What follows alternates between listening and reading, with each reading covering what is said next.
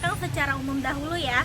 Nah, terjadinya PKI Medium pada tahun 1948 ini berawal dari politik dan ekonomi yang menurun. Nah, di tengah-tengah perjuangan bangsa Indonesia terhadap Belanda, muncullah pendapatan yang berbeda antara rakyat Indonesia. Jadi terjadilah PKI Medium ini pada tahun 1948. Nah, perkenalkan, saya Tasya Jelita. Di sini saya akan menjelaskan latar belakang kejadiannya peristiwa PKI Madiun tahun 1948. Yang dimana latar belakangnya itu diawali atas kekecewaan terhadap perjanjian Renville. Nah, perjanjian Renville ini dibatasi oleh garis Van Mook demokrasi, yang dimana membatasi bagian wilayah Indonesia, sehingga yang tersisa hanya wilayah Jawa Tengah, Sumatera, dan juga Yogyakarta. Dan juga TKR harus dipindahkan ke wilayah Jawa Tengah dan juga Yogyakarta sesuai dengan isi perjanjian Renville tersebut. Dan juga hasil mosi itu tuh dirayakan oleh Amir Syarifuddin, yang dimana Amir Syarifuddin tersebut harus terpaksa mengakhiri jabatannya sebagai Perdana Menteri. Amir Syarifuddin yang jatuh dari kursi Perdana Menteri, ia pun memutuskan untuk membentuk Front Demokrasi Rakyat yang dikenal sebagai FDR. Nah, tujuan dari dibentuknya FDR ini adalah sebagai oposisi pemerintahan Hatta dengan himpunan-himpunan gerakan kiri seperti PKI, Partai Sosialis, Persindo, Partai Buruh, SOPSI, dan juga Barisan Tani Indonesia. Isu utama yang menjadi perhatian FDR sehingga menuai kecaman terhadap kebijakan reorganisasi dan rasionalisasi atau yang kita kenal dengan RERA. Nah, RERA ini bertujuan untuk mengurangi 463.000 tentara dan juga 90.000 laskar rakyat, yang dimana sebagian laskar rakyat itu mendukung komunis serta penghapusan jabatan gubernur di Surakarta, yang dimana itu masih di bawah pimpinan FDR.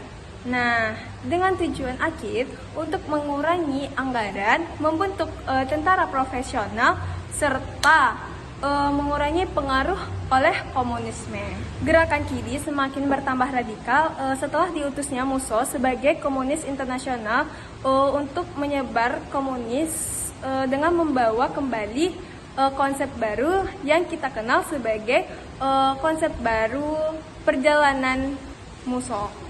Nah, dari konsep baru perjalanan Musso ini memiliki 3 poin, yaitu pertama, praksis menghimpun kekuatan komunis dan non-komunis. Yang kedua, PKI membuat partai tunggal Marxis dan Leninis. Serta yang terakhir, PKI segaris dengan Komintern.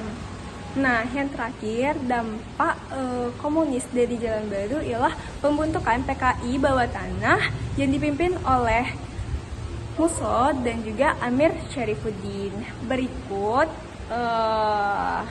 latar belakang dari terjadinya peristiwa PKI Madiun tahun 1945. Bye-bye! Halo semuanya, aku Kori Anissa Aksari. Di sini aku ingin menyebutkan tokoh-tokoh yang terlibat dalam PKI Madiun 1948. Yang pertama itu ada Musso. Musso lahir di Kediri, Jawa Timur pada tahun 1897. Ia meninggal pada tanggal 31 Oktober 1948 di Ponorogo. Musso telah lama tinggal di Uni Soviet, lalu ia kembali ke Indonesia pada tahun 1948 dan ingin membentuk sebuah negara baru yang memiliki paham komunis, dan dia memiliki ide Front Demokrasi Rakyat. Ada Amir Syarifuddin Harahap. Ia lahir di Medan pada tanggal 27 April 1907. Ia meninggal pada tanggal 19 Desember 1948. Ia ditembak mati karena pemberontakan PKI Madiun. Dia merupakan tokoh dari politik paham kiri dan dia juga merupakan mantan Perdana Menteri Republik Indonesia. Setelah kabinetnya jatuh, ia bergabung dengan Musso dan merupakan tokoh yang berperan penting dalam pemberontakan PKI ini. Yang ketiga ada Sumarsono. Sumarsono merupakan pemimpin militer PKI. Ia memimpin pengambil alihan kekuasaan di Madiun pada tanggal 18 September 1948. Ia juga mengumumkan berdirinya pemerintah Front Nasional. Yang keempat ada Den Aidit. Den Aidit merupakan kader muda PKI. Pada saat itu ia masih berperan kecil, namun ia aktif dalam gerakan sayap kiri. Saat Musso tewas, Aidit kelak akan menggantikan Musso menjadi pemimpin besar di tahun 1950-an dan 1960-an. Yang kelima ada Nyoto. Nyoto merupakan anggota muda PKI yang ikut menyebarluaskan ideologi yang disebarluaskan oleh Musso. Perkenalkan semuanya, nama saya Fani Nuruzini dari kelas 12-7. Di sini saya akan menceritakan awal pemberontakan PKI Madiun pada tahun 1948. Awalnya, pemberontakan PKI Madiun pada tahun 1948 bermula setelah gugurnya kabinet Amir Syarifuddin karena perjanjian Renville yang merugikan Indonesia. Setelah kehilangan kekuasaan, Amir Syarifuddin pun membentuk FDR. Apa itu FDR? FDR itu Front Demokrasi Rakyat yang bekerja sama dengan PKI yang dipimpin oleh Musso. Musso adalah tokoh komunis yang baru pulang dari Uni Soviet. Mereka berusaha menggantikan sistem pemerintahan Indonesia dan menggantinya dengan sistem komunis dan mulai menguasai daerah-daerah strategis seperti Solo, Madiun, dan Kediri. Puncaknya, sampailah kita ke puncaknya. Puncaknya pada tanggal 18 September 1948 ketika kelompok PKI atau FDR merebut Madiun dan memproklamasikan Republik Uni Soviet. Ini menandai awalnya pemberontakan sejarah terbuka. Halo teman-teman, saya Syuha Putri Kalila. Saya akan menjelaskan tentang akhir pemberontakan PKI di Madiun. Pemberontakan ini berakhir saat pemerintah Indonesia berhasil menumpas gerakan tersebut pada akhir September 1948. Setelah Musso memproklamasikan Republik Soviet Indonesia, Presiden Soekarno memerintahkan Tentara Nasional Indonesia untuk menyerang dan mengambil kembali daerah yang sudah dikuasai oleh PKI. Gerakan ini dilakukan pada 20 September 1948 yang dipimpin oleh Kolonel Abdul Haris Nasution atas perintah Panglima Besar Jenderal Sudirman. Tentara Nasional Indonesia bergerak cepat dan berhasil menguasai Madiun pada tanggal 30 September 1948. Nah, karena berhasilnya operasi ini, maka banyak anggota PKI yang ditangkap dan menyerahkan diri. Tapi sebagiannya juga ada yang kabur, seperti tokoh utamanya itu Musso. Ia ditewas saat di Ponorogo pada tanggal 31 Oktober 1948. Ia ditembak saat dia berusaha kabur. Nah, tokoh lainnya seperti Amir Syarifuddin, ia ditangkap dan dihukum mati. Dengan tewasnya Musso dan melemahnya kekuasaan PKI, maka berakhirlah pemberontakan PKI di Madiun. Halo semuanya, perkenalkan nama saya Lala Ruhmagribi Keizai, saya dari kelas 12-7. Di sini saya ingin menjelaskan sedikit tentang tujuan dari pemberontakan PKI di Madiun tahun 1948.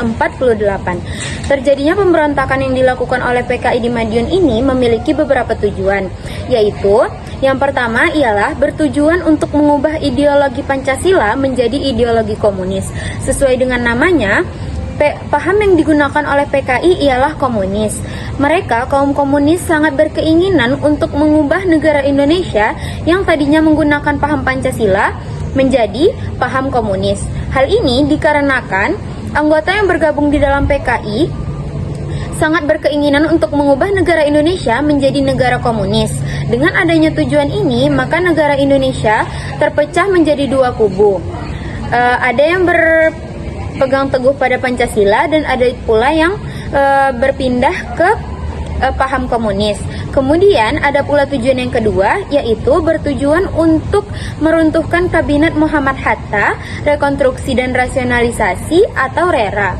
Munculnya kabinet ini dikarenakan Amir Syarifuddin yang menyerahkannya kepada Presiden Negara Indonesia Soekarno. Kemudian Soekarno menyerahkan tugasnya kepada Muhammad Hatta. Maka dari itu, salah satu pencetus untuk meruntuhkan kabinet Muhammad Hatta ialah Amir Syarifuddin. Karena wilayah negara Indonesia telah banyak yang hilang sehingga takut paham komunis tidak tersebar luas ke seluruh penjuru negeri.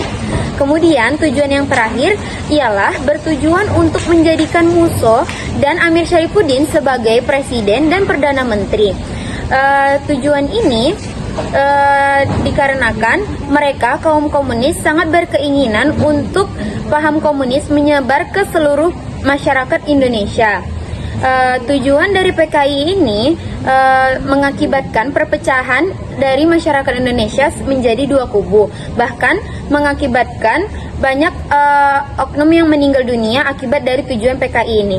Terima kasih. Saya Fianti Lamia di Vicky Wandra dari kelas 12-7. Di sini saya akan menjelaskan mengenai dampak negatif dari pemberontakan PKI Madiun. Dampak negatif pertama ialah terjadinya kekacauan dan ketidakstabilan keamanan. Peristiwa pemberontakan PKI Madiun ini menyebabkan wilayah Jawa Timur, terkhususnya wilayah Madiun dan sekitarnya menjadi tidak aman. Terjadinya perebutan kota, penyerangan, dan juga eksekusi terhadap pihak yang dianggap lawan. Dampak negatif kedua ialah menimbulkan korban jiwa. Banyak aparat pemerintah, tokoh agama, dan juga warga sipil turut menjadi korban dalam peristiwa ini. Selain itu, konflik bersenjata dengan TNI juga menambah jumlah korban. Yang ketiga, terhambatnya perjuangan diplomasi kemerdekaan. Pada saat itu, bangsa Indonesia sedang menghadapi tekanan Belanda atau disebut dengan agresi militer. Maka dari itu, pemberontakan dalam negeri justru melemahkan posisi diplomasi bangsa Indonesia dan memperburuk citra politik dalam negeri. Yang terakhir, perpecahan ideologi dalam negeri. Pemberontakan PKI Madiun ini memicu konflik antara kelompok komunis dan non-komunis. Maka dari itu, kecurigaan antar warga meningkat dan melemahkan polarisasi masyarakat. Halo semuanya, perkenalkan saya Jessa Nandira dari kelas 12-7. Di sini saya akan menyebutkan serta menjelaskan apa saja dampak positif dari terjadinya PKI Madiun pada tahun 1948.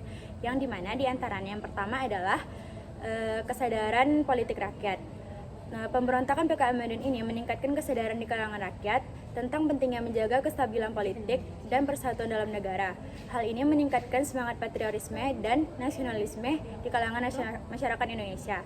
Yang kedua ada peran TNI sebagai kekuatan nasional. Dan yang terakhir adalah penguatan pemerintahan. Pemberontakan ini menyadarkan pemerintah tentang pentingnya peran pemerintahan yang kuat dan efektif untuk menjaga kestabilan dalam negara dan mengatasi masalah internal dalam negara. Baiklah, sekian dari saya. Terima kasih.